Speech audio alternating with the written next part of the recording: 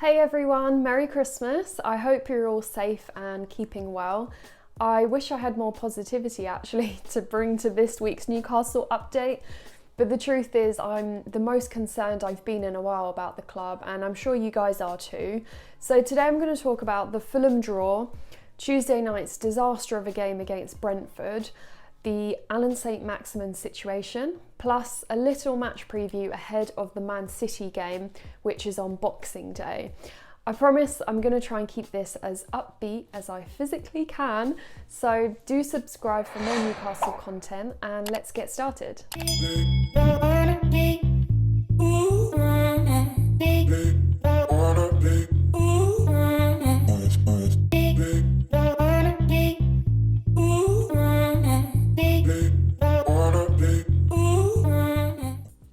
So, last weekend we played Fulham and it ended 1-1, but honestly it really did feel like a loss. Just the way we played, you know, the mood going into the clash after the Leeds thrashing.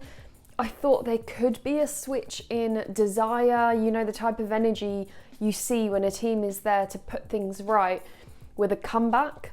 But instead, the display just added further embarrassment. For the best part of 30 minutes, we even had the numerical advantage of Fulham being down to 10 men. Did we capitalise on this? Nope. We didn't really respond in any way, and we were even struggling for possession. We could have brought on Ryan Fraser and Dwight Gale for some attacking pressure, but we left that too late. And Eisha, he was just running the show, and we just put up a frustratingly woeful display.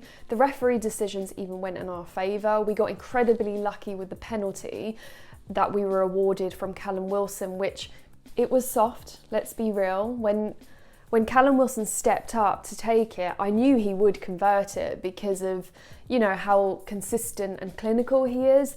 But did I come away thinking we deserved the point? Not at all. We didn't go for it. We looked 5 seconds behind every challenge. We were struggling to create chances, and we were struggling to keep possession. Fulham didn't even look rattled to be a man down. No disrespect to Fulham. They outclassed us and they sit third bottom of the league standings. They're at risk of relegation, yet they still looked braver and more focused than we did.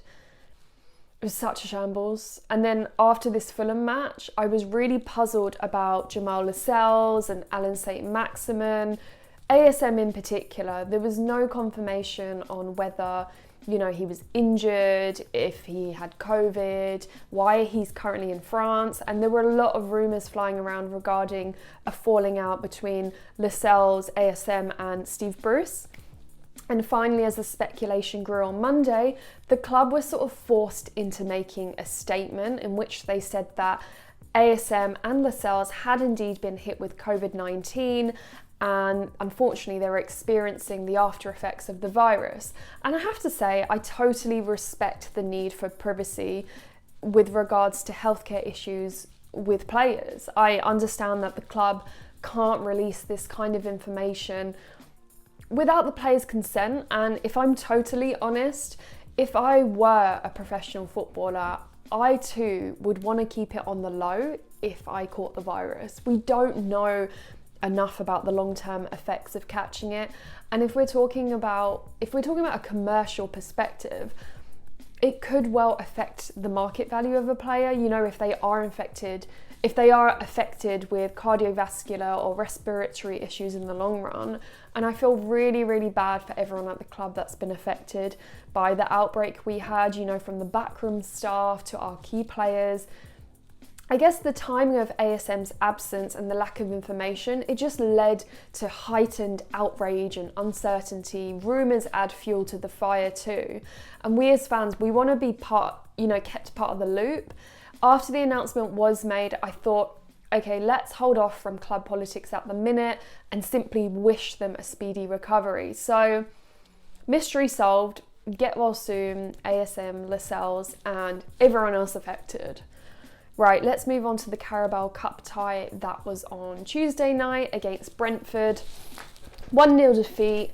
that ends our run in the tournament, and I think I'll try and keep this as brief as I can because honestly I don't want to relive it. We saw zero passion from the lads.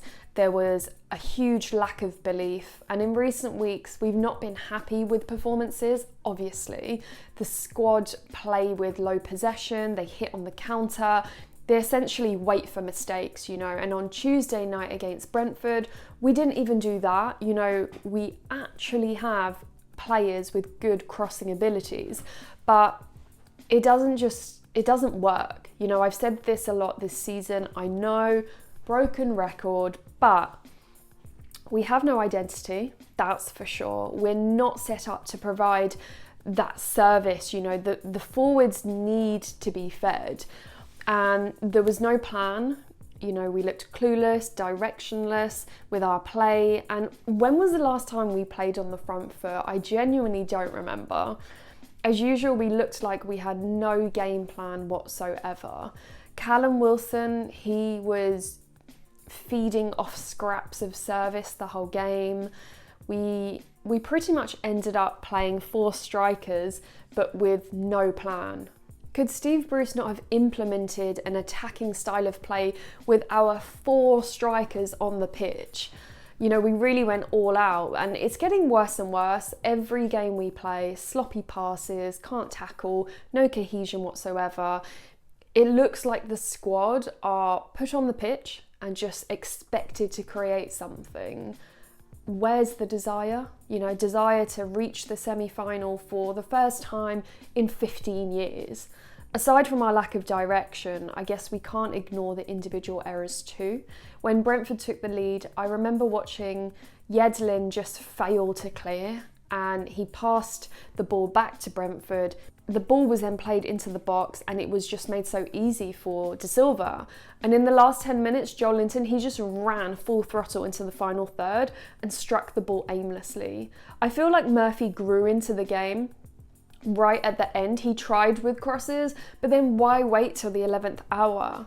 And Ryan Fraser, I mean, he was definitely our best player, along with Carl Darlow. Fraser actually had some grit and determination in his play, and we should have played him forward more. He provided a huge chance for Wilson in the first half, but unfortunately it wasn't converted. As for Jamal Lewis, I don't know where to start. I don't think I saw him make a single challenge. He was ball watching yet again. He's incredibly slow. I don't know why he doesn't check if there's a runner heading into the box. I know he's young. I know he may still be settling into our team. And, you know, it is a time of unrest, but I'm really struggling to see what he offers in recent performances. Like I mentioned, Carl Darlow, as usual, he stepped up amongst all the chaos. And without 3 quality saves, it would have been 4-0, you know, or more. Brentford, they thoroughly deserved to win that. We played with no intensity. I can't remember the last time we stamped our authority on a game. And if you were told that one team are the full strength Premier League side and then one is a severely weakened Championship side, you'd never pick Newcastle as the Premier League side. There's no way. The lack of cohesion really scares me. Passes rolled wide, crosses were overhit. Even when the game seeped into stoppage time, we lacked urgency and we ended up just giving away free kicks. Newcastle didn't look motivated to get the job done. I remember thinking when, you know, you get a free kick and you play it back to defence so many times, it's just obvious that there's no willpower at all. We were outclassed by newly promoted Leeds. We couldn't beat newly promoted Fulham, who were down to 10 men. And then on Tuesday night, we were second best to a Championship team playing with their reserves. Ivan Toney didn't even start. What is going on? I'm not even saying that Brentford weren't the better team, because they absolutely were the better team, but I said this on the Magpie channel, we're Newcastle United, and if we can't use these clashes as an opportunity to aim for silverware, when can we? We were so lucky to be drawn to lower league opposition every round of this cup, yet the players walked out onto the pitch on Tuesday with no self-belief. And this isn't the Newcastle we deserve. We deserve better football than this. This isn't in our DNA. I hardly recognise our identity right now. And there's no ambition. It's really worrying. It's actually really sad. And unfortunately, with the fixtures ahead of us, it won't get much better. You know, we're taking on Man City, Liverpool, Leicester. Should we talk about the Man City game? I mean, I don't want to. I'll be hiding behind my sofa watching, to be honest. And I don't know about you guys, but we have to talk about it. So this week, whilst we came away getting knocked out of the Carabao Cup in the most embarrassing manner, Man City, on the other hand, they beat Arsenal 4-1.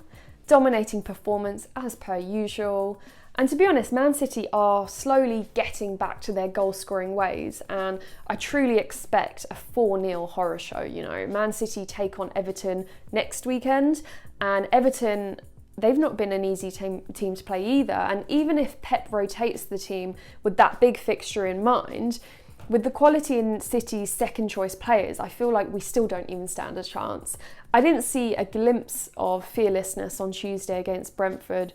Do I expect to see it against a side like Man City? No. It's not the kind of football I want to be playing, but I would, given our disorganisation, I would play 5 at the back with that over-reliance on Callum Wilson to just create something. Actually, perhaps Callum Wilson will be rested. He's kind of due one. Perhaps Dwight Gale and Andy Carroll or Joe Linton will start. I don't know, actually. I really don't know what to expect right now. With all the heavy criticism and the spotlight on Steve Bruce, I mean, I would definitely drop Sean Longstaff for the City game. Aside from his poor form, he is due a rest. Same with Isaac Hayden. Poor lad's been playing every game recently whilst recovering from COVID. Like I said, I expect a thrashing, 3-0, 4-0, and as for the situation at the club, we can't progress and we can't evolve under the current circumstances, that's for sure. And this week I saw the most negative attention I've ever seen on Steve Bruce. Will things change anytime soon? Unless the godforsaken takeover happens, I think it's unlikely. What do you guys reckon? And what do you predict for the Man City game?